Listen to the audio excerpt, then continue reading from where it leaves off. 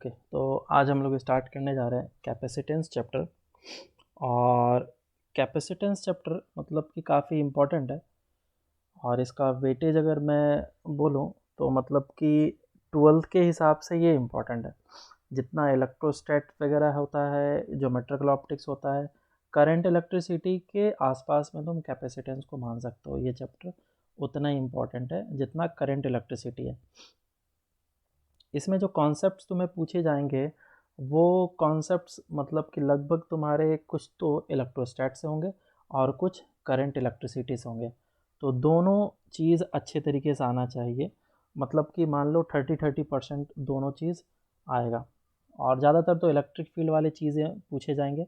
और current electricity में KVL KCL वगैरह लगाना आना चाहिए।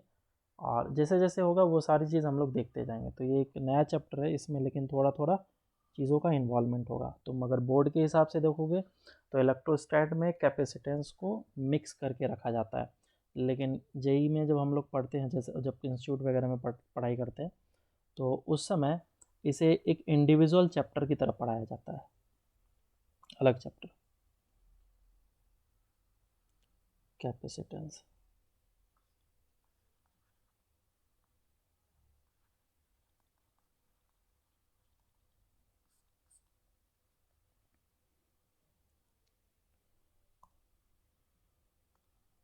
इसमें रूलर नहीं आया।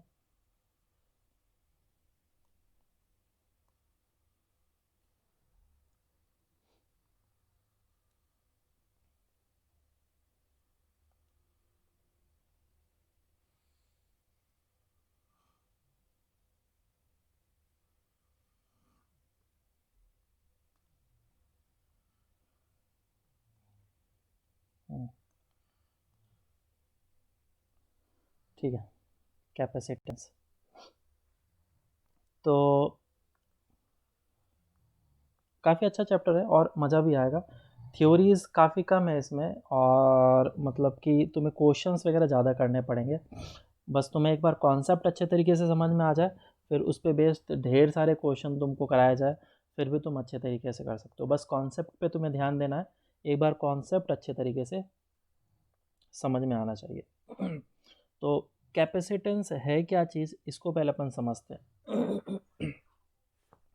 पहले के टाइम पे हम लोग को क्या चाहिए होता था, एनर्जी को स्टोर करना पड़ता था। और एनर्जी काफ़ी ज़्यादा चाहिए होता था कि किसी भी तरीके से मैं एनर्जी को किसी भी तरीके से स्टोर कर लूँ, और जब भी मुझे चाहिए उस समय मैं एनर्जी को ऑब्टेन कर पाऊँ या फिर रिसीव कर पाऊँ। तो इसका काफ़ी ज़्यादा नीड होता था। तो हम लोग कोई पर्टिकुलर मेथड निकालने की कोशिश करते थे जिससे कि हम लोग एनर्जी को स्टोर कर पाए। जैसे कि लाइटनिंग वगैरह तुम देखोगे तो उसके बारे में अलग से डॉक्यूमेंट्री ही है पूरा का पूरा, वो डिटेल्स में नहीं जा रहा हूँ मैं।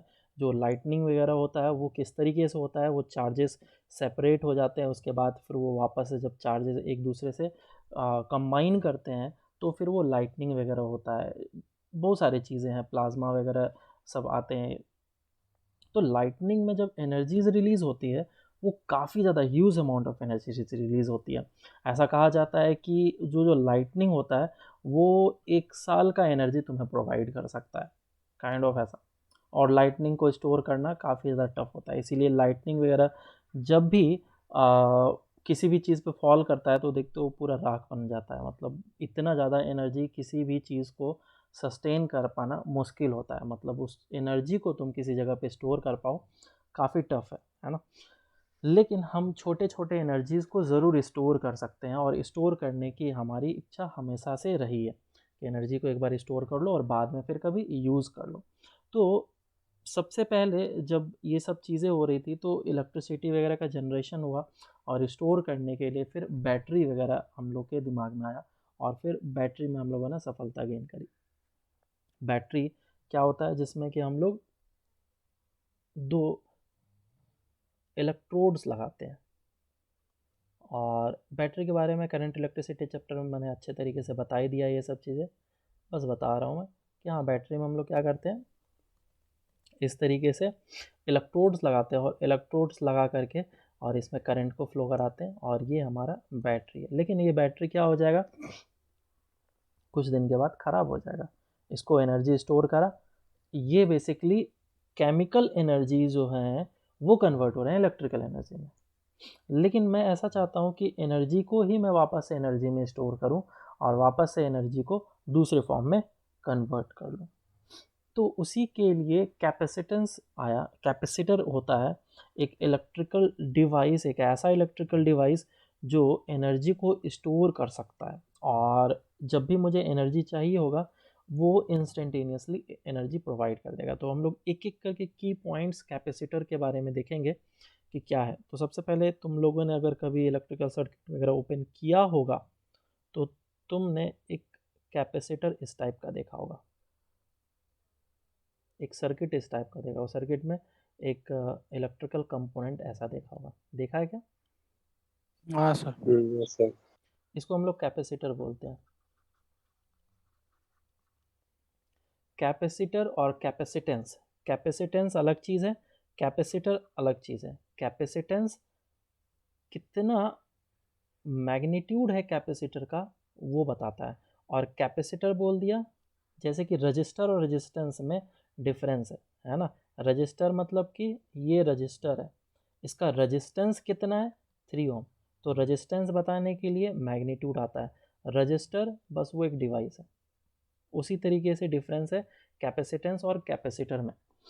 तो कैपेसिटेंस क्या बताएगा कि उसका मैग्नीट्यूड कितना है, वैल्यू कितना है, और कैपेसिटर वो इलेक्ट्रिकल सर्किट का एक component, that's it.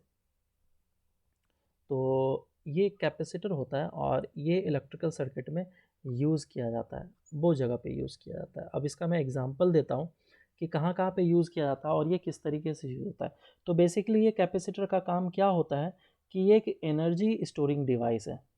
It is a energy storing device,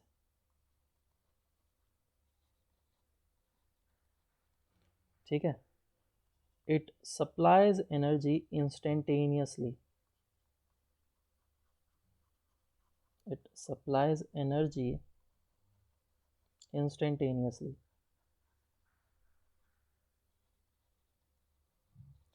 जैसे ही मुझे एनर्जी चाहिए होगा वो तुरंत ही एनर्जी मुझे सप्लाई करके देगा, डिले नहीं करेगा। बैटरी क्या करेगा, कांस्टेंट रेट से देता है। देखना दोनों में डिफरेंस है।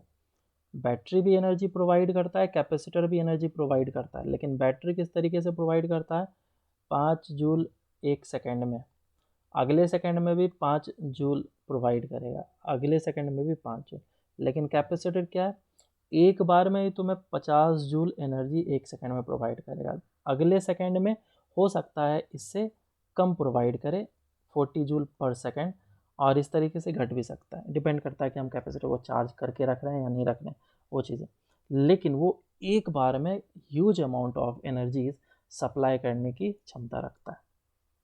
तो ये होता है हमारा capacitor. So it is a energy storing device और इट सप्लाइज एनर्जी इंस्टेंटेनियसली।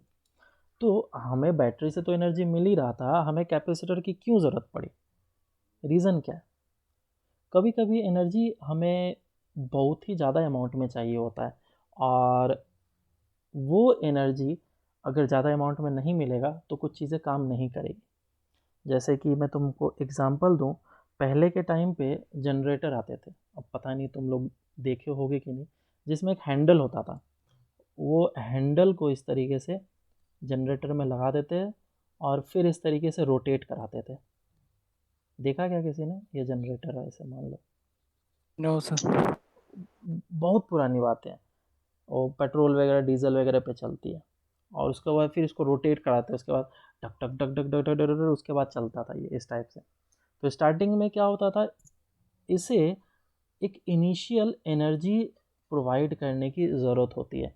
अगर मैं वो एनर्जी देता हूँ उसके बाद फिर वो सिस्टम सेल्फ सस्टेनिंग हो जाता है, उसके बाद फिर वापस से वो साइक्लिक प्रोसेस करते रहता है, अंदर मैकेनिज्म वगैरह चलने लगता है। लेकिन स्टार्टिंग में तुम्हें घुमाना पड़ता है। तो ये जो एनर्जी तुमने दिया वो कहाँ से दिया, एक्सटर्नल एजेंट से दिया। और क्योंकि तुम्हें स्टार्टिंग में घुमाने के लिए काफ़ी ज़्यादा फोर्स लगाना पड़ता है, काफ़ी ज़्यादा एनर्जी लगाना पड़ता है, जिसके कारण से ह्यूज अमाउंट ऑफ एनर्जी चाहिए होता है। अब का जनरेटर कैसा होता है, अब का जनरेटर स्विच वाला आता है, बस तुम एक स्विच दबाओ, ऑन एंड ऑफ, एक स्विच दबाओ, और वो स्टार्ट हो जाएगा। कैसे स्टार्ट हो गया? तो इतना जो एनर्जी रोटेशन करने के लिए प्रोवाइड किया गया एक्सटर्नल एजेंट के कारण से, वो काम यहाँ पे कैपेसिटर कर गया। कैपेसिटर क्या किया? मेरे पास 3, 4, 5, 6 कैपेसिटर था, या फिर उसका इक्विवेलेंट एक बड़ा सा कैपेसिटर रखा हुआ था, और ये बड़ा सा कैपेसिटर में पहले से एनर्जी स्टोर्ड था। मुझे चाहिए था अचानक से इतना एनर्जी, तो मैंने सारा का सारा एनर्जी इसमें सप्लाई कर दिया, और एक बार में सप्लाई किया तो वो एनर्जी यूज़ हो गया और वो स्टार्ट हो गया, जनरेटर चलने लग गया। और एग्जांपल देता हूँ, टेंशन मत लो। तुम लोगों ने फ़ैन तो देखा ही होगा। फ़ैन में इतना बड़ा सा एक चीज़ लगा होता हाँ सर। है ना? तो फ़ैन को स्टार्टिंग में रोटेट तो करना पड़ता है, उसके बाद फिर वो आराम से रोटेट करने लग जाता है, लेकिन स्टार्टिंग में रोटेट तो करना पड़ता है। तो वो एक कैपेसिटर होता है जो कि एनर्जी उसको स्टार्टिंग में प्रोवाइड करता है। तो पहले क्या करता है, वो चार्ज होकर के रह जाता है, हम लोग ऑफ़ कर देते हैं, फिर ऑन करते हैं, तो कैपेसिटर स्टार्टिंग में वर्क करता है, स्टार्टिंग में एनर्जी प्रोवाइड करता है, और फिर उसको एनर्जी प्रोवाइड करके रोटेट कराता है, तो वो इंस्टेंटेनियस एनर्जी देता है। और एग्जांपल लेते हैं, ये फैन था, ये क्या था, जनरेटर। और एग्जांपल लेते हैं, और ये एग्जांपल तो काफ़ी अच्छा है, ये में तो समझ में आना ही चाहिए। कैमरा देखा है तुम लोगों ने? हाँ हाँ सर। अब पुराने ज़माने की बात कर रहा हूँ, अब के कैमरा की भी बात कर सकता हूँ, लेकिन बहुत पुराने ज़माने की। पहले कैमरा जो आता था, वो उसमें बड़ा फिल्म शेप का। फिल्म फिल्म होता था। बहुत पुराने ज़माने की बात नहीं हो रही है, थोड़ा मिड 90s की बात कर रहा हूँ मैं। उसमें फिल्म होता था, फिल्म लगता था, याद है क्या? हाँ सर। है ना? और उसमें 2 बैटरी लगाते थे। ये यहाँ पे लेंस है, और इस जगह पे फ्लैश लाइट होता था। ठीक है क्या? इस जगह पे ये होता था, ये सब चीज़ बटन वटन दबाने के लिए। तो यहाँ पे एक कैमरा है, कैमरा के डिटेल्स में नहीं जाना है मुझे, फ्लैश से मतलब है। इसमें हम लोग 2 बैटरी लगाते थे, 2 पेंसिल बैटरी, जिसको निप्पो बैटरी भी बोलते हैं। और उसका पोटेंशियल डिफरेंस कितना होता है निप्पो बैटरी का, बताओ? याद नहीं है? 1.5 वोल्ट। 1.5 वोल्ट का एक पेंसिल बैटरी होता है, और ये फ्लैश लाइट को ये दोनों बैटरी मिलकर के जलाता है। तुम अपने घर में भी एक्सपेरिमेंट कर सकते हो, ये दोनों बैटरी को ले लेना इस तरीके से, और सीरीज़ में लगा देना, और सीरीज़ में लगाने के बाद फिर इस बल्ब को जलाने की कोशिश करना। बल्ब उतना ग्लो नहीं करेगा जितना कि मैं फ्लैश लाइट में मिलता है हमें, उतना ग्लो नहीं करेगा। तो ऐसा क्या हुआ कि मैं एक बार क्लिक करता हूँ बटन, तो यहाँ से जो एनर्जी बाहर निकलता है, वो ह्यूज अमाउंट ऑफ एनर्जी बाहर निकलता है, आँख बंद हो जाता है, ऐसा एनर्जी बाहर निकलता है। यहाँ पे काम तो आता है ऐसे के हमारा, बल्ब में नहीं होता है? क्या? ऐसे के बल्ब में नहीं होता है? ऐसे बल्ब में? कौन से बल्ब की बात कर रहे हो? बहुत सारी जगह पे यूज़ तो होता मतलब है, ये आप बहुत जगह पे यूज़ नहीं होता है। आपने कैप आपने भी दिखाया था ना, दो अगर बैटरी सीरीज में ये किए तो। यहाँ पे ये उतना एनर्जी यस सर। प्रोवाइड ही नहीं कर पाएगा, इवन जलना भी मुश्किल हो जाता है कभी कभी तो। ठीक है? तो जब यहाँ पे इसको लगाते हैं तो ये huge amount of energy supply करता है। ऐसा क्यों? क्योंकि अंदर ढेर सारे कैपेसिटर्स यूज़ किया जाता है, और ये कैपेसिटर क्या इस तरीके से लगे होते हैं, सीरीज़ में लगे होते हैं, और फिर जब भी एनर्जी चाहिए होता है, एनर्जी को हम लोग अचानक से सप्लाई कर देते हैं बल्ब में या फिर फ्लैश लाइट में, और फिर वो ह्यूज अमाउंट ऑफ एनर्जीज को मुझे देता है। तो ये चीज़ है यहाँ पे, ये कैपेसिटर यहाँ पे इंस्टेंटेनियस एनर्जी प्रोवाइड करने की कोशिश कर रहा है। ये बैटरी क्या करेगा, 5 जूल एक एक सेकेंड में प्रोवाइड करेगा, लेकिन ये 50 जूल, ये 50 जूल, ये 50 जूल, ये 50 जूल। तो सोचो कितना अमाउंट ऑफ एनर्जी इसको इंस्टेंटेनियसली मिल गया, अचानक से मिल गया। तो ये फ़ायदा है। और भी बहुत जगह पे यूज़ होते हैं, मैं एक और एग्जांपल दे सकता हूँ। जहाँ पे कैपेसिटर यूज़ होता है उसमें एलईडी बल्ब, जैसे चार्जर वगैरह तुम देखते होगे, और करंट को ऑफ़ किया या फिर स्विच ऑफ किया, तो जो बल्ब होगा धीरे धीरे धीरे करके डिम होता है, और जब लाइट कम होता है धीरे धीरे कम होता है, फिर ऑफ हो जाता है पूरा। तो बेसिकली वो जो कैपेसिटर है वो चार्ज होता है, और वो जब तक कि डिस्चार्ज ना हो जाए तब तक वो बल्ब को थोड़ा थोड़ा जलाते रहता है, और 1 सेकंड के अंदर ही पूरा का पूरा डिम होकर के गायब हो जाता है। मतलब एनर्जी को इंस्टेंटेनियसली प्रोवाइड किया। समझ में आई बात क्या या नहीं आई? हाँ सर। ठीक है, तो इतना सारा एग्जांपल दे दिया। अब तो बहुत सारे कैपेसिटर हर एक जगह पे यूज़ होता है। मोबाइल हो तुम्हारा, तुम्हारा लैपटॉप हो, कोई भी चीज़ ले लो, इलेक्ट्रॉनिक डिवाइसेस वगैरह में तो यूज़ होता ही है। तो ये कैपेसिटर है। अब इसके बारे में हम लोग आगे करते हैं कि किस तरीके से इसका फॉर्मूला वगैरह। तो ये कैपेसिटर हो गया। अब इसको डिफ़ाइन कर लेते हैं। कैपेसिटर क्या है, उसका डेफिनेशन क्या है देख लेते हैं, यूनिट क्या है वो सब भी देख लेते हैं। तो capacitor is a device which stores energy. Capacitor is a device which stores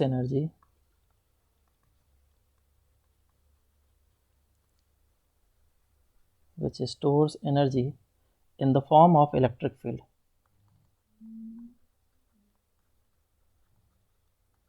Form of electric field.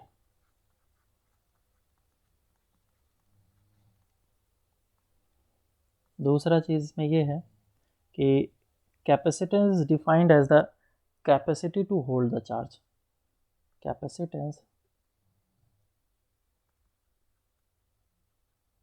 is defined as capacity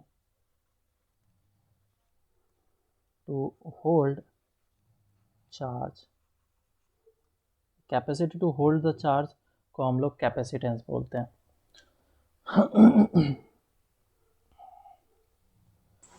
sir हाँ बोलो। सर कैपेसिटर बैटरी दोनों ही एनर्जी स्टोर करते हैं ना? हाँ, दोनों एनर्जी स्टोर करता है, दोनों एनर्जी सप्लाई करता है, बेसिकली ऐसा बोलना चाहिए। क्योंकि जो बैटरी है वो हमारा केमिकल एनर्जी को कन्वर्ट कर रहा है इलेक्ट्रिकल एनर्जी में, और यहाँ पे जो कैपेसिटर है वो जो स्टोर्ड एनर्जी है in the form of electric field, उस एनर्जी को वो इलेक्ट्रिकल एनर्जी में सप्लाई कर रहा है।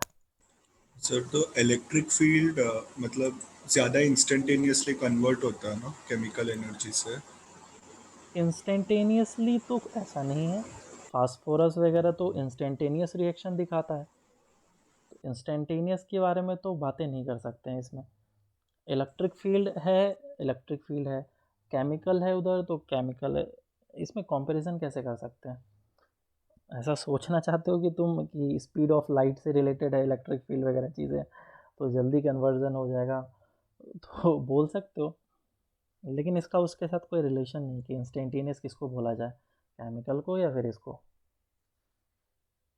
सर क्योंकि कैपेसिटर में तो इंस्टेंटेनियसली एनर्जी चाहिए ना, हाँ हाँ, कैपेसिटर तो जो है वो इलेक्ट्रिक फील्ड यूज़ करते हैं तो वो बे, केमिकल से बेटर होता है ना इंस्टेंटेनियस प्रोसेस के लिए। बेटर अगर तुम पूछोगे कि इंस्टेंटेनियस एनर्जी कौन जल्दी मुझे एनर्जी दे सकता है, तो डेट इज़ डेफिनेटली कैपेसिटर। ठीक है, ये डेफिनेटली कैपेसिटर तुम्हें इंस्टेंटेनियसली एनर्जी प्रोवाइड कर देगा बैटरी से जल्दी। चलो, तो ये चीज़ हो गया हमारा कैपेसिटर, और इसको डिफ़ाइन भी कर दिया। अब ये आया कैसे और कैसे होता है, इसको डिफ़ाइन कैसे करते हैं समझते हैं। मान लो कि हमारे पास एक कोई सा भी कंडक्टर है, ये हमारे पास एक कंडक्टर, और इस कंडक्टर के ऊपर दिया मैंने चार्ज, इस कंडक्टर के ऊपर दिया मैंने चार्ज, और हमें पता है कि अगर मैं इस कंडक्टर के ऊपर चार्ज दूंगा तो इस पर पोटेंशियल आता है और इलेक्ट्रिक फील्ड होता है।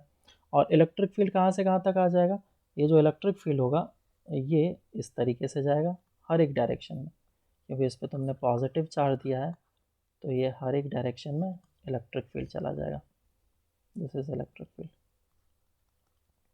विच इज़, और ये कंडक्टर है जिसका रेडियस आर है, कंडक्टर जिसका रेडियस आर है। तो इलेक्ट्रिक फील्ड जो होगा वो कहाँ से कहाँ तक होगा। अगर कंडक्टर है तो इनसाइड में तो इलेक्ट्रिक फील्ड ज़ीरो ही होता है, आर से लेकर के इन्फिनिटी तक होगा। अब तुम्हें अगर याद हो अच्छे तरीके से तो एनर्जी डेंसिटी का फॉर्मूला लिखा था इलेक्ट्रिक फील्ड में, याद है क्या? एनर्जी डेंसिटी का फॉर्मूला लिखा था half of epsilon naught E square. ये किस बात को बता रहा है? एनर्जी को बता रहा है। मतलब जहाँ जहाँ पे भी इलेक्ट्रिक फील्ड है वहाँ वहाँ पे क्या है? एनर्जी है। तो मैंने देखा कि यार कंडक्टर पे जैसे मैंने चार्ज दिया तो इलेक्ट्रिक फील्ड आ गया, और इलेक्ट्रिक फील्ड आया है इसका मतलब वहाँ पे एनर्जी है। तो एनर्जी हमारा बिखरा हुआ है, कहाँ से कहाँ तक एनर्जी बिखरा हुआ है? आर से लेकर के इन्फानाइट तक, क्योंकि ये इन्फानाइट तक इलेक्ट्रिक फील्ड जाता है। ठीक है, इतनी बात तो अभी समझ में आई है, आगे फिर हम लोग निकालेंगे।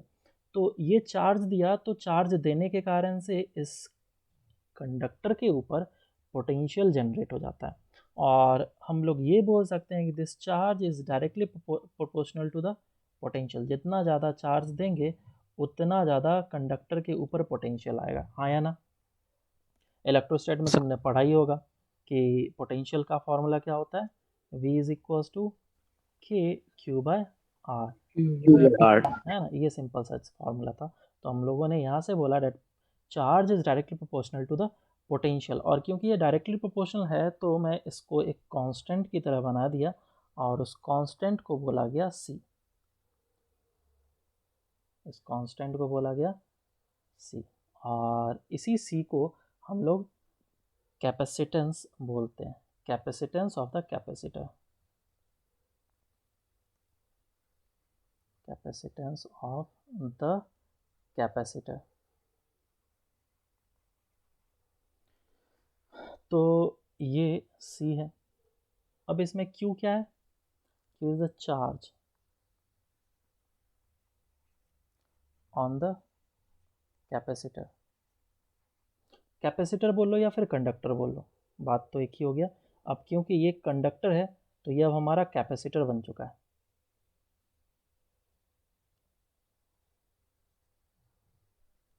लेकिन कैपेसिटर कैसा है? स्फेरिकल कैपेसिटर है, चार्ज ऑन द कैपेसिटर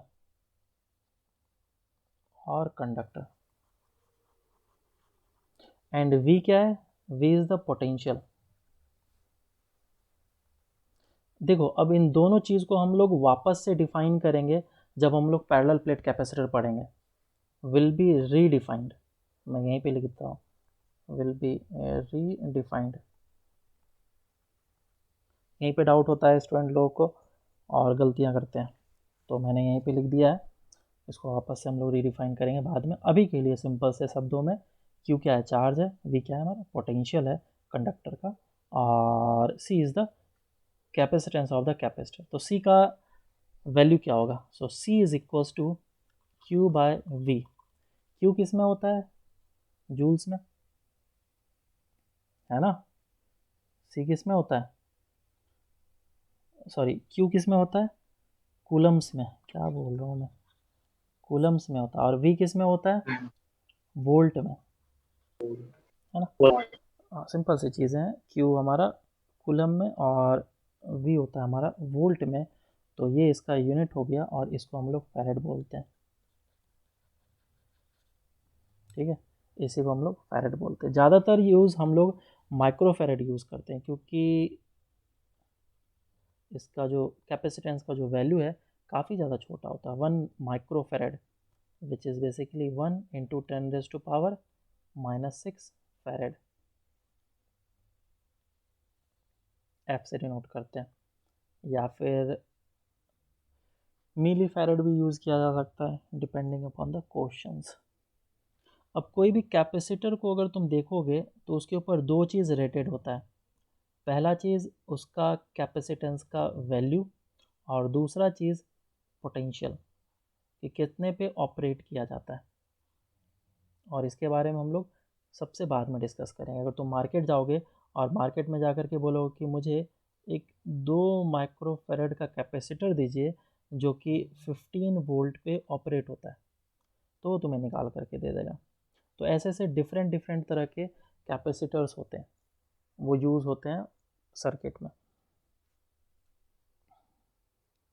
तो ये चीज़ हो गया हमारा कैपेसिटर। ठीक है, अब वापस से समझते हैं कि जो ऊपर हम लोगों ने यूज़ करा उसमें हम लोगों ने क्या बोला कि Q इज इक्वल्स टू होता है C इंटू V। तो C किस बात पे डिपेंड करता है?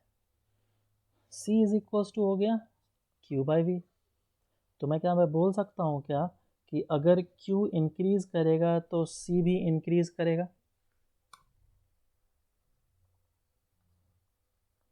बोलो। yes, और अगर V डिक्रीज करेगा तो C इंक्रीज करेगा?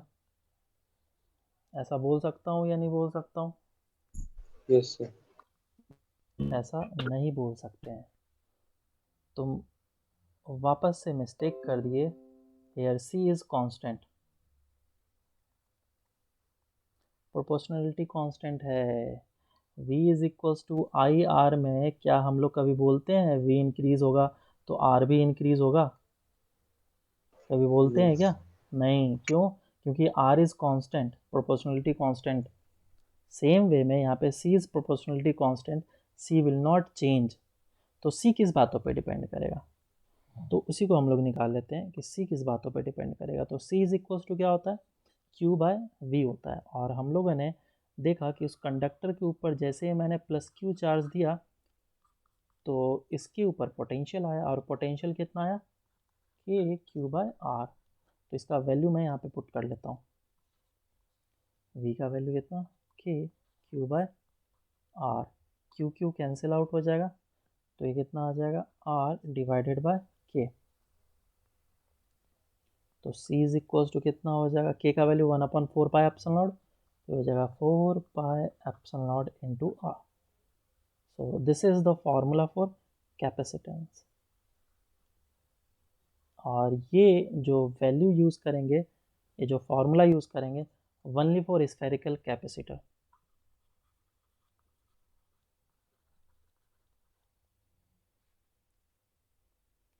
Only for spherical capacitor.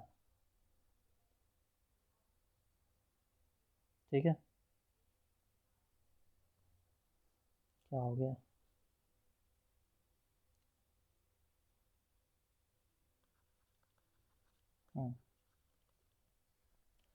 तो ये दो चीज़ों पे डिपेंड कर रहा है। अगर कैपेसिटर का मैं वैल्यू देखूँ तो ये दो चीज़ों पे डिपेंड कर रहा है, दैट इज़ एप्सिलॉन नॉट पे, और वो दूसरा आर पे डिपेंड कर रहा है। एप्सिलॉन नॉट बोलने का मतलब मीडियम पे डिपेंड करेगा, आर बोलने का मतलब वो रेडियस पे डिपेंड करेगा, रेडियस ऑफ द स्फीयर। लेकिन अगर स्फीयर है तो रेडियस है, लेकिन स्फीयर नहीं होगा, क्यूबिकल फॉर्म में होगा, कुछ और फॉर्म में होगा, तो वो शेप एंड साइज पे डिपेंड करेगा। तो बेसिकली बोलने का मतलब ये हो गया कि सी डिपेंड्स ऑन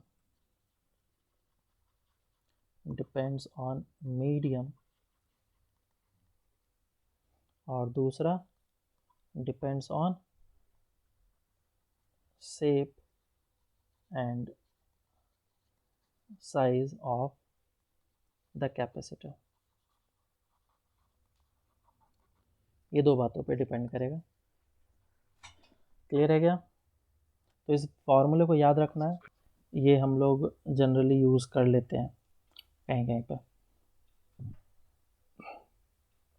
तो एनर्जी कितना स्टोर्ड होगा इस कैपेसिटर में, वो सब भी तो हमें निकालना है।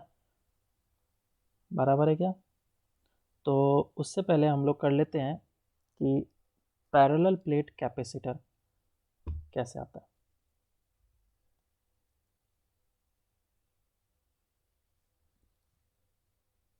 पैरेलल प्लेट कैपेसिटर,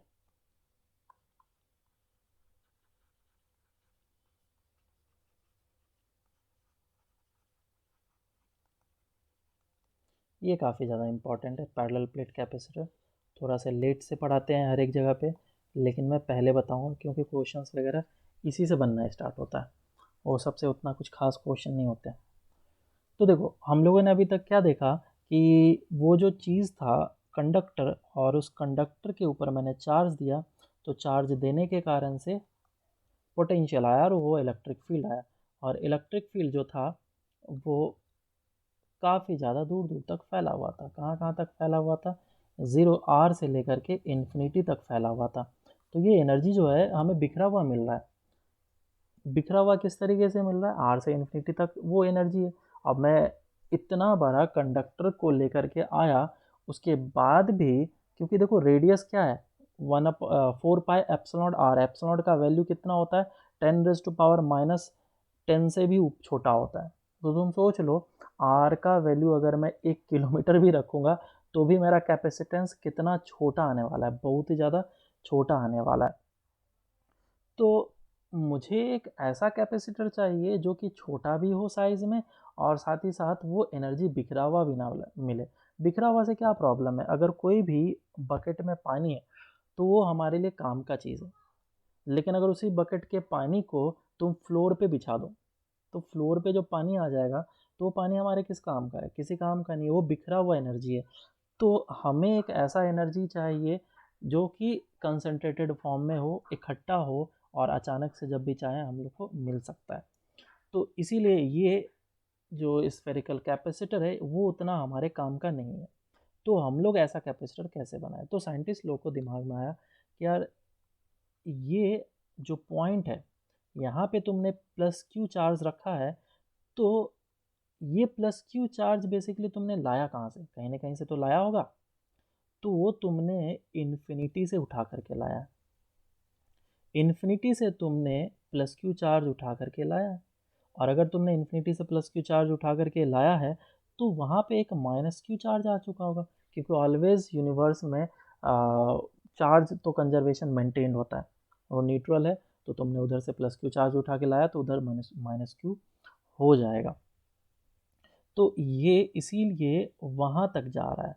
और हमें भी पता है कि कोई भी पॉजिटिव चार्ज है, कोई भी नेगेटिव चार्ज है, तो पॉजिटिव से नेगेटिव की तरफ इलेक्ट्रिक फील्ड होता है।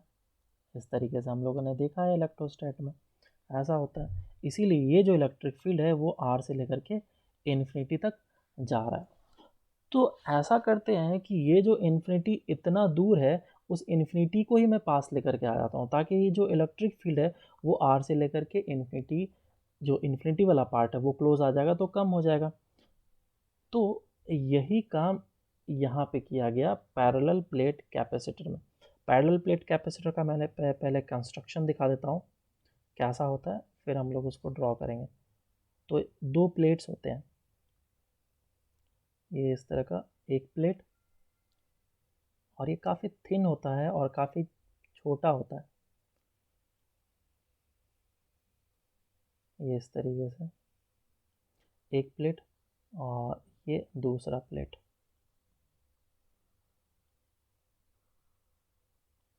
और क्योंकि ये दोनों प्लेट को पैरेलल मैंने रखा है तो इसीलिए पैरेलल प्लेट बोला जाता है, और टू प्लेट नहीं बोलते हैं, सिर्फ पैरेलल प्लेट कैपेसिटर बोलते हैं। तो इसको इस तरीके से पैरेलल रखा गया है दोनों प्लेट्स को। और मैंने क्या किया, इसमें से उठा करके चार्ज को इसमें डालते गए। तो बेसिकली ये वाला पार्ट में आ जाएगा प्लस क्यू चार्ज, और इस वाले पार्ट में आ जाएगा माइनस क्यू चार्ज। समझ में आ रहा है क्या? और इलेक्ट्रिक फील्ड अगर देखें तो हमारे पास तीन पोर्शन है। एक पोर्शन इधर वाला पार्ट ए, एक पोर्शन इसके बीच वाला पार्ट, और एक पोर्शन सी इधर वाला पार्ट। और इन तीनों पोर्शन में मुझे इलेक्ट्रिक फील्ड निकालना है कि कितना होगा। काफ़ी पास में ही निकालेंगे, बहुत ज़्यादा दूर में नहीं। तो इसको अब हम लोग ड्रॉ जो करेंगे इस तरीके से ऑलवेज ड्रॉ किया करेंगे। पैरेलल प्लेट कैपेसिटर बोला तो ऐसा कंस्ट्रक्शन होगा, या फिर ऐसा तरीके से ड्रॉ करेंगे, इस पे प्लस क्यू चार्ज और इस पे माइनस क्यू चार्ज। तो ये ए, ये बी, और ये सी। नीचे बनाता हूँ मैं। तो ये एक प्लेट है और ये एक प्लेट है। तुमने कैपेसिटर में पढ़ा, सॉरी इलेक्ट्रोस्टैट में पढ़ा होगा कि इनफाइनाइट प्लेट के जस्ट पास में जो इलेक्ट्रिक फील्ड होता है वो कितना होता है? Sigma upon 2 sigma by 2 epsilon है ना, सिग्मा बाय 2 एप्सिलॉन होता है। तो सबसे पहले मैं लोकेशन ए पे निकालता हूँ। ये प्लेट 1 है और ये प्लेट 2 है। प्लेट 1 के कारण से किस डायरेक्शन में होगा, लेफ्ट या राइट में इलेक्ट्रिक फील्ड? लेफ्ट में। लेफ्ट के डायरेक्शन में। तो ये हो जाएगा electric field due to first plate. और सेकंड के कारण से इलेक्ट्रिक फील्ड किधर होगा, राइट में। राइट में होगा, वो इस डायरेक्शन में होगा E2। क्या मैं दोनों का मैग्नीट्यूड सेम बोलूँगा, E1 is equal to E2 magnitude में, विच इज सिग्मा बाय 2 एप्सिलॉन, है ना। तो यहाँ से मुझे पता चला कि ए पॉइंट पे जो नेट इलेक्ट्रिक फील्ड होने वाला है वो कितना होने वाला है, 0। E net at A point is 0। मैं अब सी पॉइंट पे निकालता हूँ। सी पॉइंट पे ए के कारण से किधर होगा, 1 के कारण से, लेफ्ट या राइट, राइट की डायरेक्शन में। राइट। और सेकंड के कारण से लेफ्ट। लेफ्ट के डायरेक्शन में। और अभी भी क्योंकि मैं प्लेट के काफ़ी क्लोज हूँ तो इनफाइनाइट प्लेट की तरह ये बिहेव करेगा और जो इलेक्ट्रिक फील्ड होगा वो नेट जो सी पे हो जाएगा, net electric field that will be 0। ये net at see that will be 0 क्योंकि E1 और E2 का मैग्नीट्यूड सेम है। अब मैं लोकेशन बी पे बात करता हूँ। तो बी लोकेशन के लिए मैं बना लेता हूँ। फर्स्ट वाले प्लेट के कारण से किधर होगा, लेफ्ट या राइट, राइट की डायरेक्शन में। राइट। और सेकंड वाले प्लेट के कारण से लेफ्ट। वो भी राइट के डायरेक्शन में होगा। E1 एंड E2 दोनों एक ही डायरेक्शन में होने वाला है। तो ई नेट कितना हो जाएगा, E net will be equals to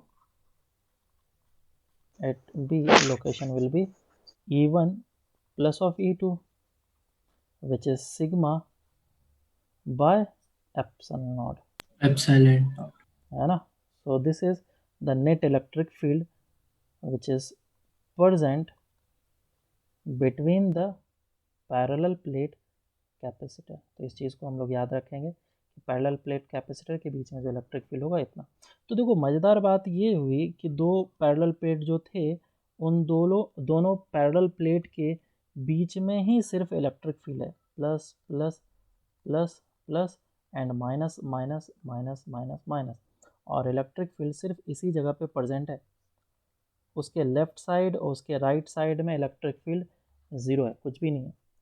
तो तुम्हारा डिस्टेंस ये काफ़ी कम होगा तो तुम्हारा डिवाइस उतना छोटा होगा और उतना ज़्यादा बेहतर होगा। और बेहतर कैसे होगा, सी का वैल्यू जब हम लोग निकालेंगे तो हमें पता चलेगा कैसे बेहतर हुआ। उतना ज़्यादा सी का वैल्यू ज़्यादा होगा, डी जितना कम करेंगे हम लोग। तो ये कॉन्सेप्ट था जिस कॉन्सेप्ट से हम लोगों ने ये कर लिया कि इस प्लेट के ऊपर मैंने प्लस क्यू चार्ज रखा और इस प्लेट के ऊपर माइनस क्यू चार्ज रखा और वो इन्फिनिटी वाले प्लेट को ही पास लेकर के आ गया, जिसके कारण से इलेक्ट्रिक फील्ड अब मेरे को कन्फाइंड रीजन में मिल गया। तो मेरा डिवाइस भी छोटा हुआ और एनर्जी बिखरा हुआ भी नहीं मिला। अब इसका कैपेसिटेंस निकाल लेते हैं। तो अभी जो मैं तरीका फॉलो करूँगा इस तरीके से तुम्हें दुनिया का हर एक क्वेश्चन करना है, क्योंकि ये क्वेश्चन बेसिक है, प्रोसेस बेसिक है और ये बहुत जगह पे पूछा जाता है डिफरेंट पार्ट के लिए। तो ये प्रोसेस को समझ लो कि हम लोग निकालते किस तरीके से हैं कैपेसिटेंस। कोई सा भी चीज़ हो, सी का जो फॉर्मूला होता है, फर्स्ट स्टेप क्या होता है, C is equals to Q by V लिखना होता है। और यहाँ पे जो हम लोग क्यू लेते हैं, ये क्यू होता है charge on positive plate, positive plate. और यहाँ पे जो V होता है, this is basically the potential difference between the plates. तो सबसे स्टार्टिंग में जो हमने डेफिनेशन पढ़ा था, Q क्या था, चार्ज ऑन कैपेसिटर कंडक्टर। तो वो अब हमारा क्या चेंज हो चुका है, क्योंकि चार्ज दो कंडक्टर है यहाँ पे, एक पॉजिटिव वाला भी हो सकता है, नेगेटिव वाला भी हो सकता है, लेकिन हमें कौन सा चार्ज पुट करना है, Q वाला, ये वाला। वो पॉजिटिव प्लेट पे जो भी चार्ज होगा वो पुट करेंगे। इसको वापस एक बार रीडिफाइन करेंगे जब अच्छे क्वेश्चन करेंगे तो। V क्या होता है? V is the potential difference किसके क्रॉस, ये प्लेट और ये प्लेट के बीच का पोटेंशियल डिफरेंस को ही हम लोग V बोलते हैं। कहीं कहीं पे डेल्टा V लिखा हुआ मिल सकता है, मैं V प्रेफर करता हूँ। तो V is basically the potential difference between the plates. और एक और चीज़ अभी बता देता हूँ मैं, तुम लोगों ने अगर इलेक्ट्रोस्टैट पढ़ा होगा, ऑफकोर्स पढ़ा ही होगा, अगर तुम्हें याद होगा तो तुम्हें चार्ज डिस्ट्रीब्यूशन पता होगा कि इसका इनर सरफेस और आउटर सरफेस पे कितना चार्ज आता है। इसके आउटर सरफेस पे 0 चार्ज आता है, इनर सरफेस पे प्लस क्यू आएगा, फिर इसके इनर सरफेस पे माइनस क्यू और आउटर सरफेस पे 0 आएगा। याद है क्या? हाँ सर। हाँ है ना? सर। हाँ, तो यहाँ पे मैं अभी बता देता हूँ फिर। ये जो चार्ज होता है कैपेसिटर प्लेट पे, पॉजिटिव प्लेट पे 2 चार्जेस हो सकते हैं, ये वाला और ये वाला। हम उसमें से भी चूज़ करना है, तो वो कौन सा होना चाहिए? इनर प्लेट का, इनर वन। ठीक है, इनर वाला जो चार्ज होगा वो मुझे लेना होगा। अब ये एक परफेक्ट फार्मूला बन गया और इसको मुझे यूज़ करना है। नेक्स्ट स्टेप में क्या करना होता है? नेक्स्ट स्टेप में तुम्हें V का वैल्यू पुट करना है।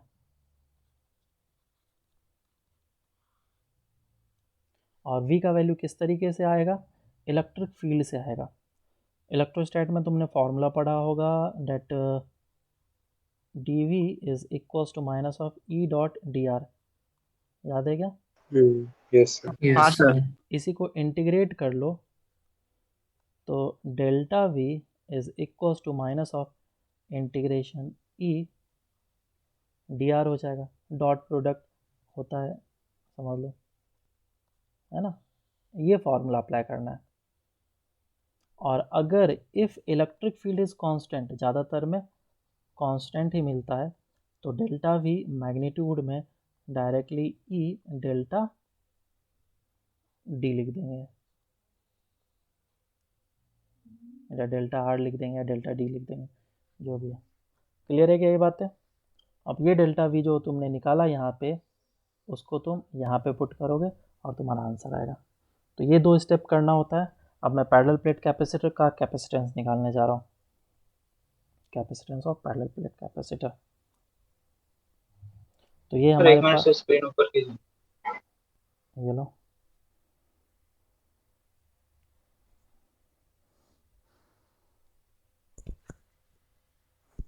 ठीक है। हाँ सर। तो मेरे पास एक पैरेलल प्लेट कैपेसिटर दे रखा है, ये एक प्लेट और ये एक प्लेट, जिसके ऊपर चार्जेस दिए गए हैं। मान लो इस पे प्लस क्यू और इस पे माइनस क्यू चार्ज है। और एक तरफ के सरफेस का जो एरिया है ए दे रखा है। ये जो प्लेट होगा, इस प्लेट का ये वाला भी तो एरिया होगा ना, सरफेस एरिया जिसको बोलते हैं। इसको मैं ए बोल रहा हूँ।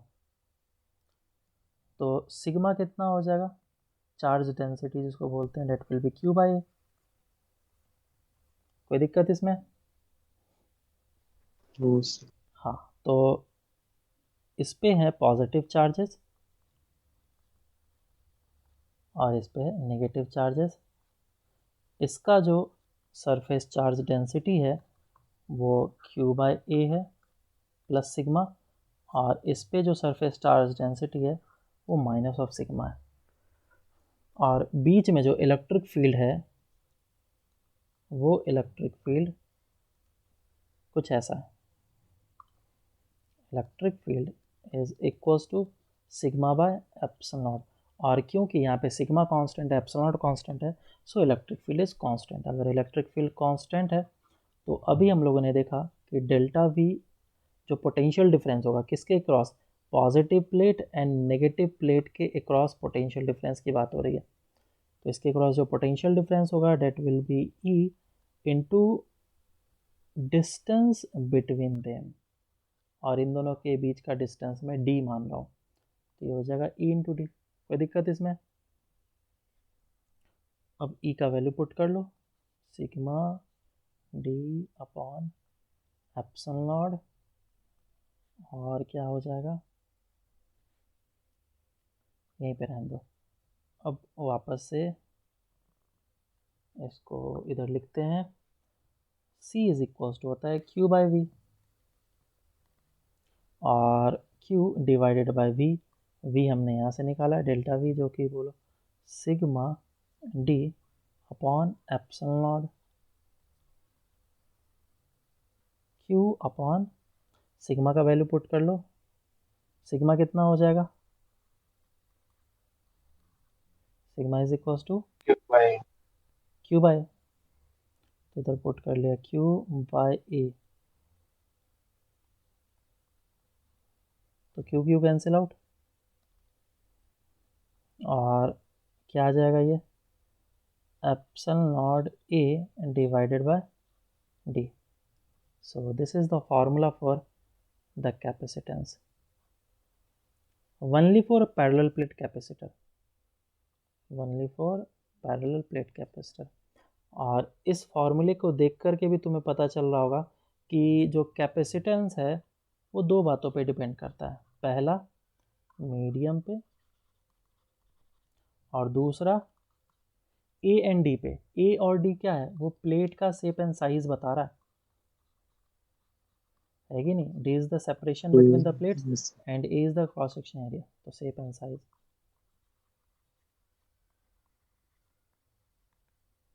शेप एंड साइज पे डिपेंड कर रहा है, तो इन दो बातों पे डिपेंड करता है।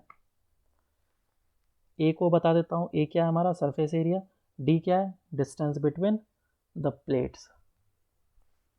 क्लियर है क्या? sir. हाँ सर। नेक्स्ट इसमें हम लोग देखते हैं कि वर्क कितना होगा या फिर एनर्जी स्टोर्ड कितना होगा, energy stored in the capacitor, energy stored inside the capacitor. देखो इसको दो तीन तरीकों से मैं निकाल सकता हूँ एनर्जी स्टोर्ड कितना होगा, लेकिन आई थिंक एक तरीका ही एनफ होगा।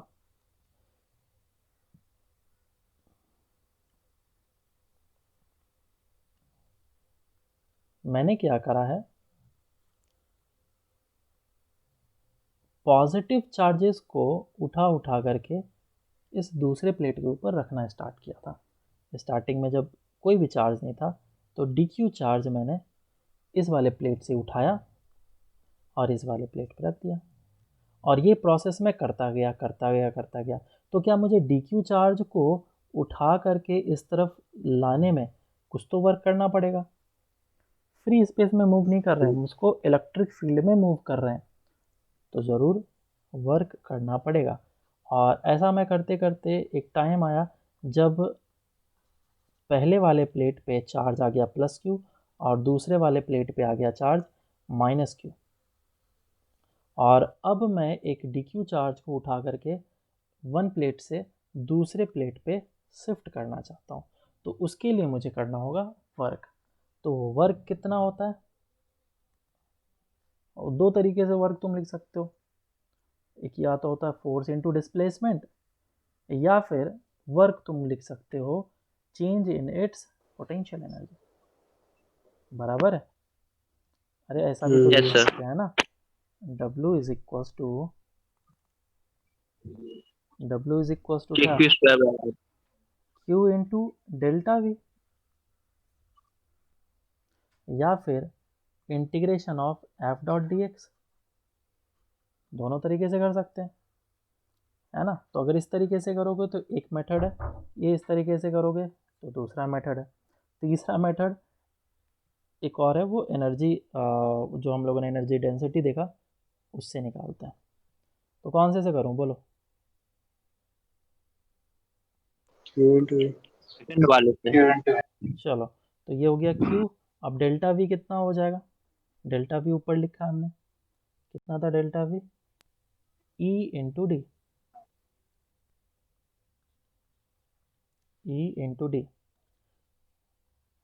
Electric field. अच्छा छोटा सा वर्क किया है हमने, तो यहाँ पे छोटा सा चार्ज लेकर के आना पड़ेगा। इसको पहले इरेज कर देता हूँ। अगर मैं छोटा सा चार्ज लेकर के आ रहा हूँ तो छोटा सा वर्क होगा। तो डी डब्ल्यू का इंटीग्रेशन इस तरीके से, तो ये हो जाएगा वर्क इंटीग्रेशन। v का वैल्यू कितना, v का वैल्यू था e sigma D bye epsilon not, sigma D bye epsilon not into D Q. Sigma को पुट कर लो q बाय a के फॉर्म में, जो भी चीज़ है सबको इस तरफ कर लो। तो ये कितना आ जाएगा,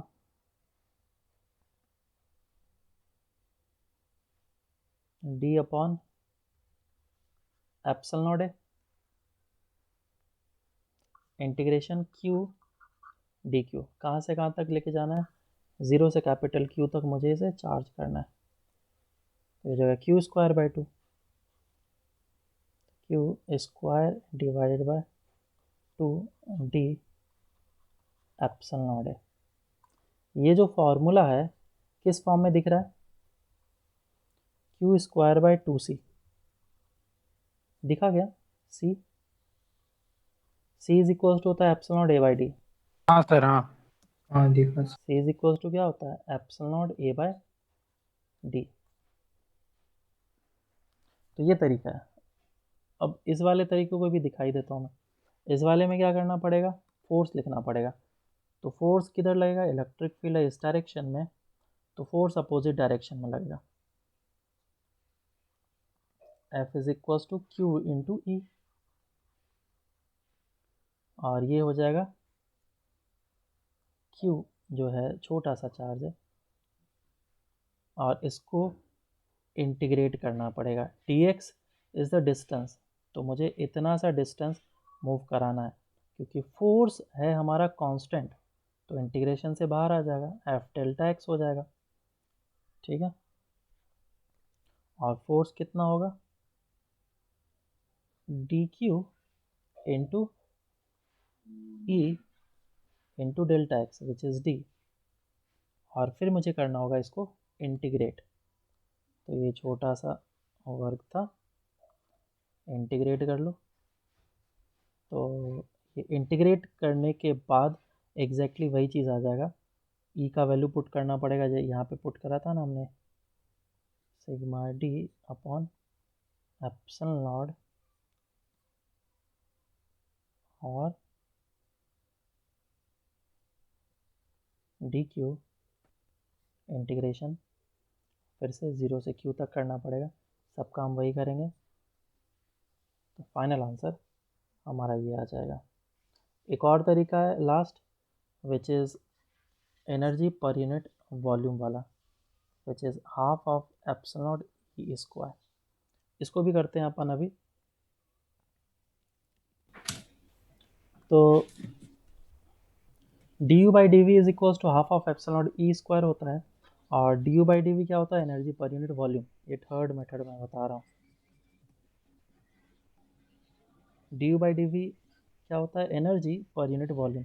तो एनर्जी को मैं यू से रिप्रेजेंट कर लेता हूँ, और वॉल्यूम कितना हो जाएगा, वॉल्यूम इज़ बेसिकली जहाँ जहाँ पे इलेक्ट्रिक फील्ड प्रेजेंट है उसी को हम लोग वॉल्यूम बोलते हैं। तो पैरेलल प्लेट कैपेसिटर के बीच का जो वॉल्यूम है वो कितना हो जाएगा, ए into D,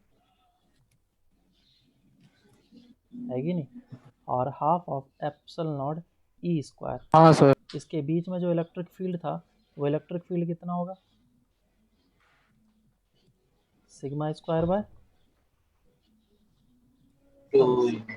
sigma by epsilon. Electric field कितना होगा, sigma by epsilon, sigma by epsilon. तो ये सिग्मा बाय एप्सिलॉन का होल स्क्वायर हो गया। अब वापस से मुझे बस इसको अरेंज करना है। u is equals to A into D, उधर चला जाएगा, half sigma square upon epsilon naught into A into D. ठीक है क्या, हाँ सर। क्या ये अब उस फॉर्म में दिख रहा है क्या? u is equals to half sigma का वैल्यू पुट कर लो, Q square divide by A square into A D divided by epsilon naught. एक ए से ए कैंसिल आउट होगा, कितना आ जाएगा? Q square divided by epsilon not a into D, ये एप्सिलॉन नॉट। तो ये हो जाएगा क्यू स्क्वायर बाय 2c। तो टोटल 3 मेथड बता दिया मैंने जिस तरीके से तुम डेरिवेशन कर सकते हो।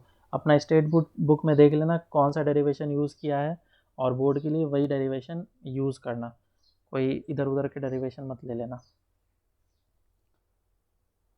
तो हमें फार्मूला याद रखना है दैट द एनर्जी जो कैपेसिटर में होता है स्टोर्ड, उसे हम लोग क्यू स्क्वायर बाय 2c लिखते हैं, या फिर हाफ सी वी स्क्वायर लिखते हैं, या फिर half of Q into V लिखते हैं। ये तीनों फॉर्मूले कैसे आए बोलो, कैसे आया? क्या Q is equal to C V होता है? हाँ इसमें पुट करो, हाँ सर। पुट करो, Q is equal to C V put करो। आया क्या एक formula? Half C V square. दूसरी बार क्या पुट हाँ करो? सर। C का वैल्यू पुट कर लो। C इज इक्वल टू क्या होता है? हाँ sir. Q by V. Cube है। हाँ क्लियर है क्या? तो ये तीनों फार्मूले हम लोग यूज़ कर सकते हैं। और हाँ कौन सा फार्मूला कब यूज़ करना है, देखो डिपेंड करता है कि क्या क्या गिवन है। अगर Q गिवन है और कांस्टेंट है तो ज़्यादातर ये फार्मूला यूज़ करेंगे। अगर C तुम्हें गिवन है और potential difference between the capacitor given है तो ये यूज़ करते हैं। तो हम लोग सबसे ज़्यादा ये वाला यूज़ करते हैं, और सेकंड में ये फार्मूला यूज़ होता है। ये रेयरली ही यूज़ होता है। ठीक है क्या? हाँ सर। ये हो गया हमारा।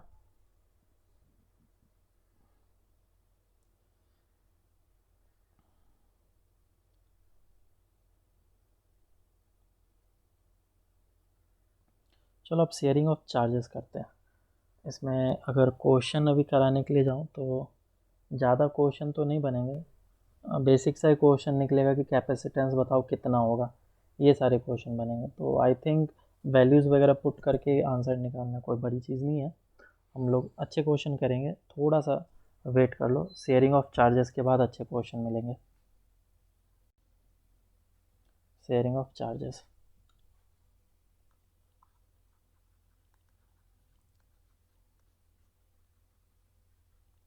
शेयरिंग ऑफ चार्जेस कैपेसिटर में। ठीक है, स्फेरिकल कैपेसिटर है हमारे पास, कोई भी दो कैपेसिटर रखा हुआ है।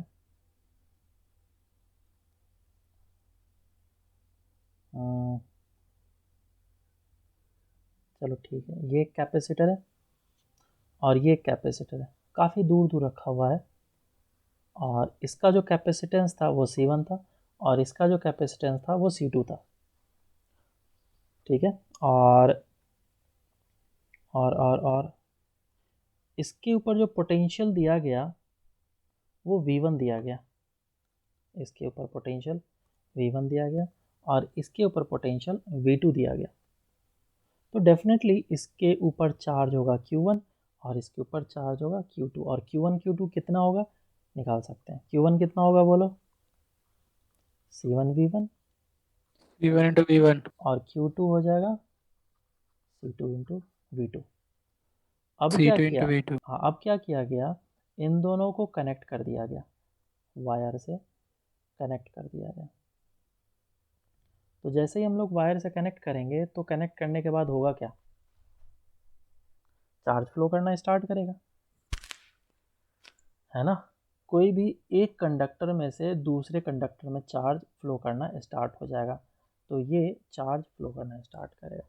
कब तक फ्लो करना करते रहेगा ये चार्ज का फ्लो, कब तक रहेगा, कुछ बताया जा सकता है? हाँ, इक्विलिब्रियम ऑफ कोर्स। कंडीशन क्या देंगे हम लोग क्या कंडीशन देना चाहिए ताकि हम लोग बोलेंगे कि हाँ अब चार्ज फ्लो नहीं करेगा? सर दोनों में इक्वल हो जाए। क्या हो जाएगा? Equal charge. पोटेंशियल इक्वल हो जाएगा तब सर। हाँ, पोटेंशियल इक्वल हो जाएगा, क्योंकि ये कॉन्सेप्ट तुमको इलेक्ट्रोस्टैट में ही पढ़ाया गया होगा। शेयरिंग ऑफ चार्जेस वहाँ पे भी होते हैं, जब दो प्लेट्स वगैरह कंबाइन करते हैं तो दोनों प्लेट्स के बीच में जो चार्जेस शेयर होते हैं वो इस तरीके से शेयर होते हैं कि जब तक वो पोटेंशियल सेम नहीं कर लेगा दोनों का, तब तक वो चार्ज को फ्लो करते रहेगा। तो यहाँ पे पोटेंशियल सेम होना चाहिए। बेसिकली बैटरी से अगर तुम याद करो तो बैटरी और ये दूसरा बैटरी, ये करंट ज़ीरो होगा अगर दोनों का पोटेंशियल सेम होगा। If E1 is equals to E2 then only the current will be zero. तो यहाँ पे भी बोल सकता हूँ E1 और E2 क्या पोटेंशियल है, तो जिस समय V1 डैश और V2 डैश इक्वल हो जाएगा उस समय ये चार्ज फ्लो करना बंद हो जाएगा। Rate of flow of charge basically current होता है और कुछ नहीं, तो करंट ज़ीरो हो जाएगा और ये कैपेसिटेंस C1 रहेगा और C2 रहेगा। तो इसके ऊपर चार्ज आ कितना जाएगा? कुछ टाइम के बाद Q1 आ जाएगा और कुछ टाइम के बाद इसके ऊपर Q2 आ जाएगा। तो मुझे फाइंड आउट करना है कि Q1 कितना होगा और Q2 कितना होगा। तो ये ऐसे क्वेश्चन ढेर सारे मिलेंगे तुम्हें। इसको किस तरीके से करना है? Charge conservation. पहला इक्वेशन क्या लगाएंगे? Charge conservation. बेसिक सिंपल सा चीज़। चार्ज कंजर्वेशन में क्या करना है? That small q1 plus small q2 is basically q1 plus q2। हाँ या ना? यस ठीक है। हाँ सर। दूसरा चीज़, ये चार्ज तब तक फ्लो करते रहेगा जब तक कि v1 डैश और v2 डैश इक्वल ना हो जाए। इसको मैं v बोल देता हूँ, विच इज़ कॉमन पोटेंशियल। तो q1 कितना होगा? q1 will be equals to, बोलो बोलो, C1 इंटू वी। और Q2 कितना होगा? C2 into we. C2 into V। बस अब वैल्यू को पुट करना है मुझे, और कुछ करना है नहीं। तो यहाँ पे हो जाएगा Q1 is basically C1V plus C2V is equals to, और ये Q1 तो हम लोगों ने, या तो तुम Q1 प्लस Q2 ऐसे लिख दो और V यहाँ से निकाल लो, which is 1 by C1 plus C2 into Q1 plus Q2। और या फिर तुम Q1 Q2 का भी वैल्यू पुट कर लो। Q1 Q2 कितना था? C1V1 plus C2V2। डिपेंड करता है क्वेश्चन में क्या गिवन है। इसमें तुम्हें फॉर्मूलेज याद नहीं रखने हैं, मैं पहले ही बता देता हूँ। ये सब फार्मूला याद नहीं रखना है, किसी काम का नहीं है। प्रोसेस याद रखना है, क्योंकि इस पे क्वेश्चंस बहुत सारे बनते हैं। तो Q1 चार्ज कितना आएगा? Q1 charge will be equals to C1 into V. तो C1 into we.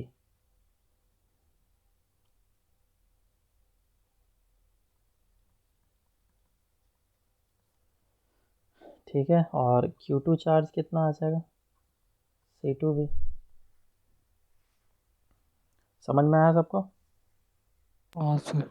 Yes C1 plus C2 into C1V1 plus C2V2। तो ये चार्ज और ये चार्ज निकला। अब इसमें एक और चीज़ निकाला जाता है कि ये जो प्रोसेस हुआ, इस प्रोसेस में वायर से क्योंकि करंट फ्लो करा है तो हीट जो जनरेट हुआ होगा, तो वो हीट कितना जनरेट हुआ ये हमें निकालना है। तो ये तरीका मैं बता रहा हूँ। मेरे पास पहले सिस्टम था ऐसा, जिस पे चार्जेस था Q1 और Q2, या फिर V1 V2 जो भी बोल लो।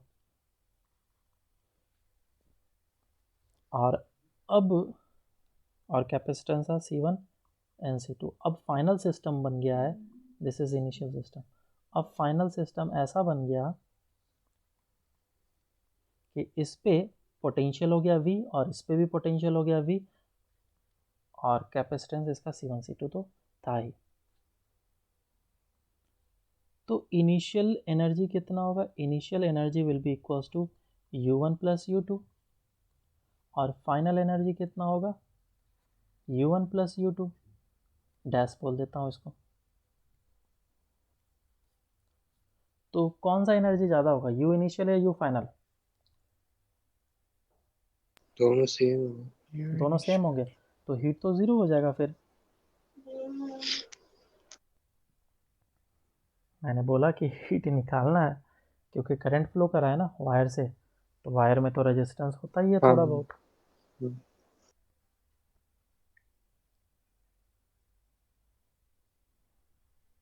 बोलो कौन सा ज़्यादा होगा, इनिशियल वाला एनर्जी ज़्यादा होगा या फाइनल वाला?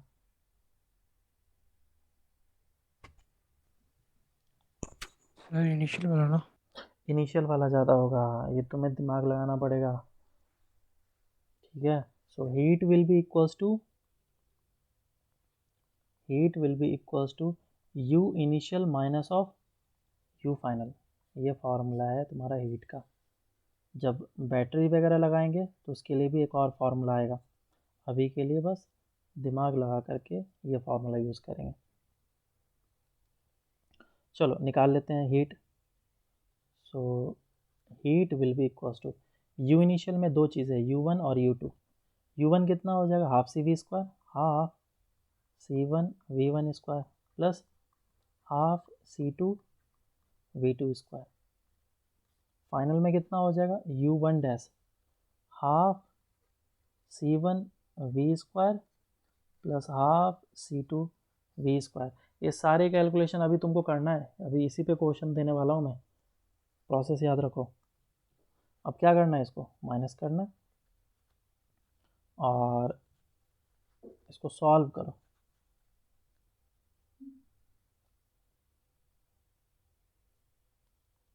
ठीक है क्या?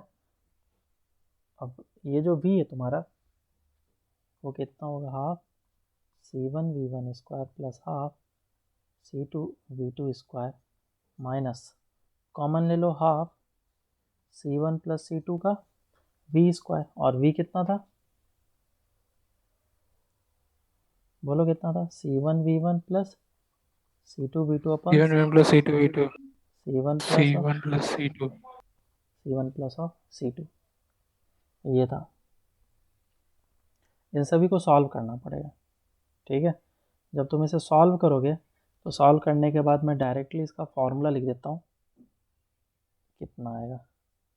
तो that will be equals to half C1 C2 upon C1 plus C2 into V1 minus V2 का होल स्क्वायर। डायरेक्ट फार्मूला लिख रहा हूँ मैं।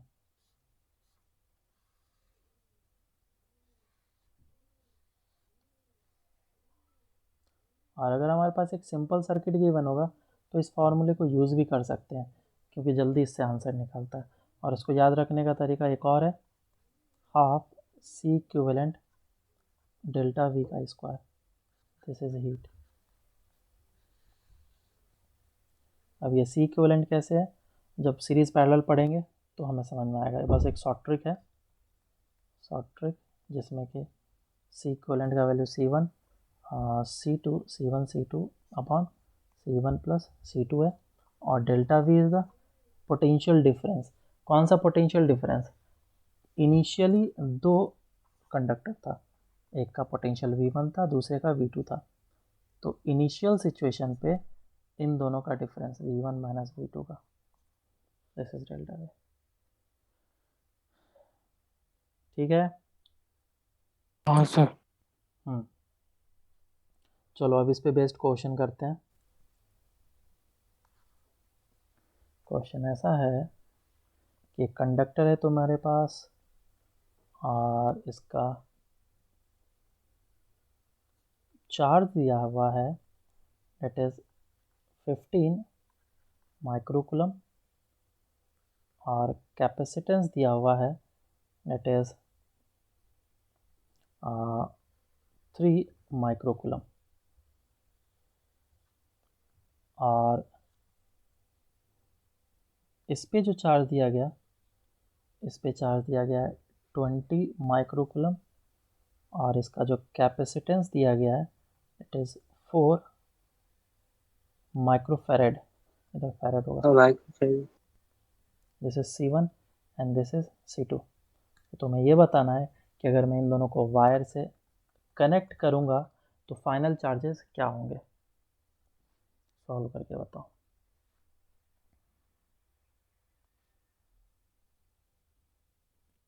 तो ये काफ़ी ट्रिकी क्वेश्चन दिया मैंने, अभी फ़िलहाल के लिए दे दिया। अगर तुम इस पर पोटेंशियल निकालोगे तो इसका पोटेंशियल आ जाएगा 15 divided by 3, that is 5 volt, और इसका पोटेंशियल निकालोगे तो वो कितना आ जाएगा 20 divided by 4 which is 5 volt. तो दोनों का पोटेंशियल तो अभी भी सेम ही है, तुम वायर से कनेक्ट करो तो भी चार्ज फ्लो नहीं करेगा। तो सिंपल सी बात है, जितना चार्ज है उतना ही रहेगा। क्लियर? तो नेक्स्ट क्वेश्चन, अब जिसमें तुम्हें कैलकुलेशन करना पड़ेगा। तो ये हमारे पास एक कंडक्टर और ये दूसरा कंडक्टर, इसके पास कैपेसिटेंस है 3 माइक्रोफेरेड, इसके पास कैपेसिटेंस है 2 माइक्रोफेरेड, और इसका चार्ज दे रखा है मान लो 9 माइक्रोकूलम, और इस पे चार्ज दिया हुआ है दैट इज़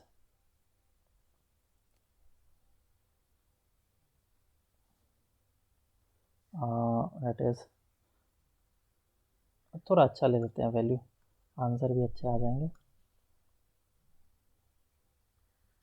8 माइक्रोकूलम और ये 4 माइक्रोकूलम। चलो करो। तो इसमें अब दो चीज़ निकालना है, फाइंड, अगर दोनों वायर से कनेक्ट कर दिया गया इन दोनों को तो final charges on both the capacitor, and heat भी निकालना है, Q1 कितना होगा, Q2 कितना होगा, और हीट। फार्मूला यूज़ मत करना ठीक है, अदरवाइज़ फार्मूला यूज़ करोगे तो आंसर तुरंत आ जाएगा, लेकिन फार्मूला यूज़ मत करना।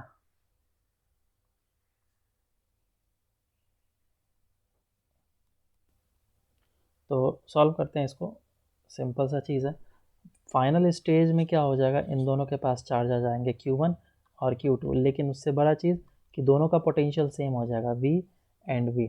अब मुझे क्या करना है, charge conservation, that Q1 plus of Q2 is equals to capital Q1 plus capital Q2, और Q1 कितना हो जाएगा C1 into V plus C2 into V, that is equals to Q1 plus of Q2। Q1 कितना था, I think 8 and 4, तो ये हो जाएगा 8 एंड 4, और C1 का वैल्यू था 3 और ये 2, तो 8 प्लस 4 ये हो जाएगा 5V is equals to 12, so V is equals to 12 divided by 5, ये हो गया V कॉमन पोटेंशियल। तो Q1 कितना हो जाएगा C1 इंटू वी, C1 का वैल्यू कितना है 3 into 12 divide by 5, 36 divide by 5, and Q2 कितना हो जाएगा C2 into V, that is 2 into 12 divide by 5, तो 24 डिवाइड बाय 5 आंसर। सिंपल है। हीट भी निकाले, हीट निकाल सकते हैं हम लोग, कोई बड़ा चीज़ नहीं है, लेकिन कैलकुलेशन थोड़ा ज़्यादा लंबा दिखेगा, तो हीट के लिए अभी छोड़ दो, मैं फार्मूला ही लिख लेता हूँ, C1 C2 upon C1 plus C2, value को पुट करेंगे, आंसर आ जाएगा V1 माइनस V2 का होल स्क्वायर। तो यहाँ पे देखो ये कैलकुलेशन थोड़ा सा रफ जाएगा, तो हीट के लिए रहने दो। दूसरा क्वेश्चन पूछ लेता हूँ जिसमें तुम हीट निकाल सकते हो। तो क्वेश्चन ऐसा है,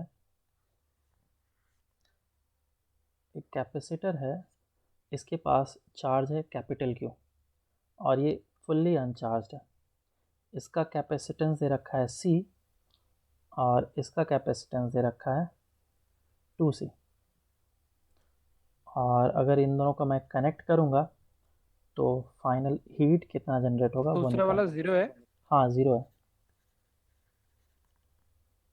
तो हीट कितना जनरेट होगा ये निकालना। क्यू का वैल्यू सर 0 है ना? हाँ ये 0 है, ये चार्ज, और इस वाले स्फीयर पे चार्ज इतना दे रखा है, डेट इज कैपिटल। सॉल्व करो इसको।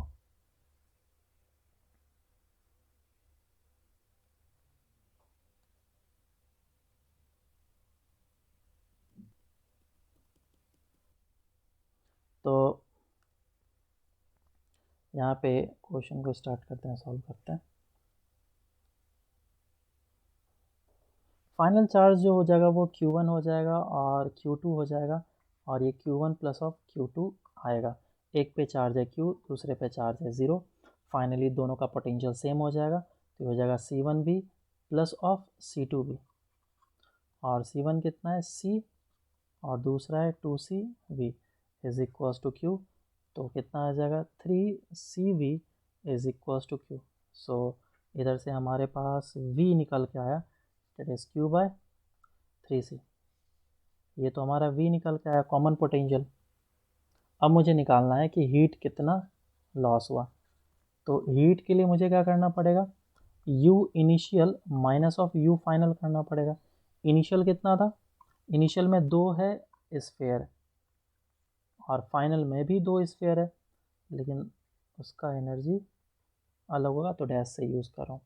इनिशियली एक स्फीयर था चार्ज, दूसरा था अनचार्ज, तो दूसरे का एनर्जी कुछ भी नहीं। एक का इसका एनर्जी होगा, इसका एनर्जी कितना होगा Q²/2C। इसका C आई थिंक C था ना, और ये 2C था, और ये plus 0 minus U1।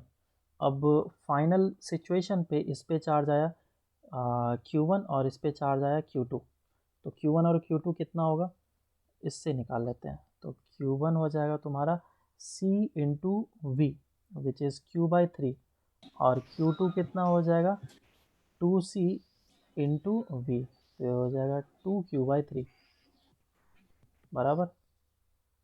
Q1 Q2 निकल गया, तो हाफ Q²/2C फार्मूला यूज़ कर रहे हैं, तो Q² मतलब Q1², तो Q1² अपॉन 2C,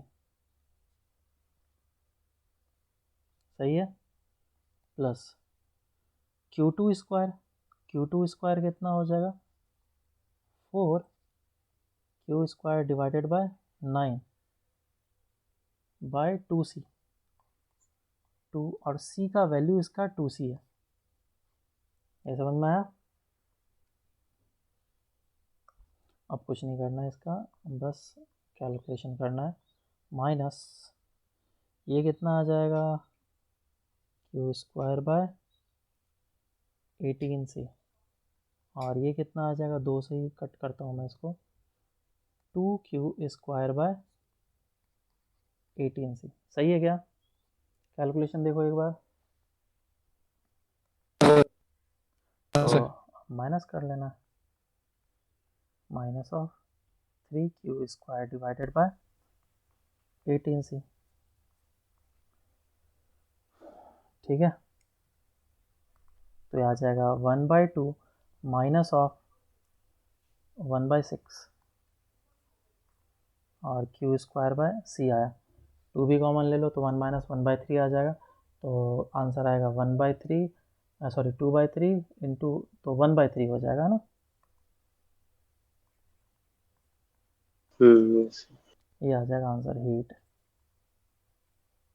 तो तुम लोगों ने फॉर्मूले यूज़ किए क्या direct, half C1 C2 upon C1 plus C2 delta V²। अरे ऐसे नहीं करना है, क्योंकि आगे क्वेश्चन आएंगे जहाँ पे ये फार्मूला वैलिड नहीं है। ये तो बेसिक क्वेश्चन था जिसमें फार्मूला वैलिड था। समझ में आ रही है क्या बात? तो इस फार्मूले को यूज़ ना ही करें, बोर्ड के पर्पज़ से यूज़ कर सकते हैं, लेकिन हम लोग जिस तरीके से क्वेश्चन करेंगे उसमें तो बिल्कुल यूज़ मत करना, वो क्वेश्चन फिर बनेगा नहीं। आगे हम लोग अच्छे अच्छे क्वेश्चन करेंगे जिसमें 2 कैपेसिटर, पैरेलल प्लेट कैपेसिटर को हम लोग लगाएंगे, तो जो पैरेलल प्लेट कैपेसिटर लगेंगे तो फिर उसमें भी शेयरिंग होता है चार्जेस का, तो वो हम लोग को चेक करना पड़ता है कि ऐसे होता है नहीं होता, तो उसमें ये फार्मूलेज नहीं लगेंगे। 3 अगर कैपेसिटर आ गया और तीनों को ज्वाइन करा तो भी ये फार्मूला फिर नहीं लगा पाएंगे। तो एडवांस लेवल क्वेश्चन के लिए तो फार्मूले आता ही नहीं है। ठीक है, हाँ चलो सर। ठीक है, फिर आज के लिए इतना ही करते हैं, बाकी नेक्स्ट क्लास से हम लोग स्टार्ट करेंगे। ये हम लोग का शेयरिंग ऑफ चार्जेस हो गया। नेक्स्ट अब हम लोग डायरेक्टली सर्किट वाला प्रॉब्लम देखेंगे, जिसमें पैरेलल प्लेट कैपेसिटर को हम लोग रेजिस्टेंस के साथ कनेक्ट करेंगे, और फिर उसमें भी हम लोग अलग अलग तरह की चीज़ें देखेंगे, स्टडी स्टेट पे करंट और t इज इक्वल टू 0 पे करंट। फिर 3 कैपेसिटर को जब कनेक्ट करेंगे एडवांस लेवल वाला प्रॉब्लम, तो उसमें कैसे हम लोग शेयरिंग ऑफ चार्जेस वगैरह करते हैं वो देखेंगे हम लोग। ठीक है, हाँ सर। चलो Yes. ठीक है, फिर बाकी नेक्स्ट क्लास से करते हैं। सर और नेक्स्ट क्लास में एक्सरसाइज 3 रहेगा ना? हाँ, होमवर्क के लिए तुम लोग एक्सरसाइज 3 कंप्लीट कर लो, एक नेक्स्ट डीपीपी कर लेना। ठीक है, नेक्स्ट डीपीपी कर लेना, और कैपेसिटर का सेक्शन ए कंप्लीट कर लो, एक्सरसाइज 1 का सेक्शन ए हो जाएगा आई थिंक। करना नहीं होगा तो फिर बाद में देखेंगे। ठीक है, हाँ सर। ओके, चलो बाय सर। बाय।